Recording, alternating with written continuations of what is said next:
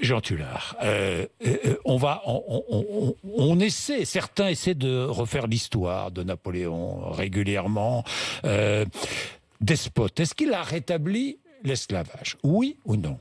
Il a rétabli l'esclavage. En 1802. Oui, alors que lui-même était un disciple oui. de l'abbé Raynal, qui, dans un livre fameux, avait condamné la colonisation et l'esclavage. Et il avait d'ailleurs dédié son discours de Lyon, quand il était jeune, à l'abbé Raynal, qui vit toujours à l'époque.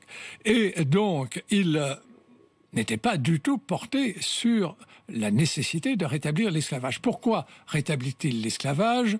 C'est pour la raison fort simple, c'est une raison pragmatique, économique. Les Anglais nous ont rendu la Martinique où ils n'avaient pas aboli l'esclavage par la paix d'Amiens de 1802 qui nous avait enlevé.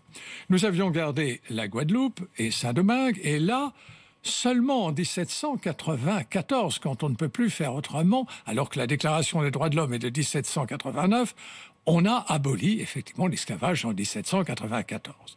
Donc il y a d'un côté la Martinique où il y a des esclaves en 1802, et de l'autre côté il y a la Guadeloupe où il n'y en a plus. Si l'on compare les deux situations, on découvre qu'à la Martinique, ça va bien, tandis qu'à la Guadeloupe, il y a eu les effets non seulement des révoltes qui ont précédé l'abolition de l'esclavage, mais aussi de la désorganisation complète des plantations. Or, il faut ressusciter l'économie coloniale. Nous avons besoin de sucre, de café. Donc, la solution qui s'impose, qui est une solution pragmatique, c'est de rétablir l'esclavage. Et personne ne conteste à l'époque. Mais personne ne conteste.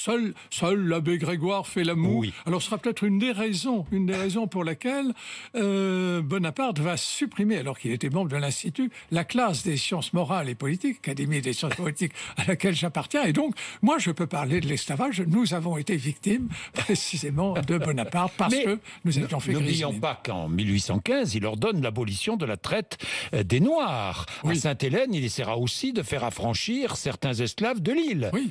Jean Tullard. Il disait « Je suis pour les Blancs parce que je suis blanc ». Il était convaincu que la France ne pouvait se concevoir sans ses colonies et donc ses esclaves. Était-il raciste? Non. Il faut dire qu'il y a eu des choses abominables, oui. Notamment le traitement de Toussaint Louverture, quand il a été capturé, qui a été enfermé au fort de Joux, c'est véritablement indigne. Les conditions donc, je comprends très bien qu'il y ait parfois des Martiniquais, des habitants de Saint-Haïtiens et autres qui s'indignent. Bon, non, lui n'était pas raciste. Il est formé, encore une fois, par l'abbé Raynal, il est formé par Rousseau. C'est le grand lecteur de Rousseau. Donc, mais il y a à l'époque cette idée que les Noirs ne peuvent pas être affranchis parce qu'ils sont par nature des esclaves. C'est une idée qui circule, mais je ne l'ai jamais trouvée sous la plume dans les discours de Napoléon. Non, il n'était pas raciste.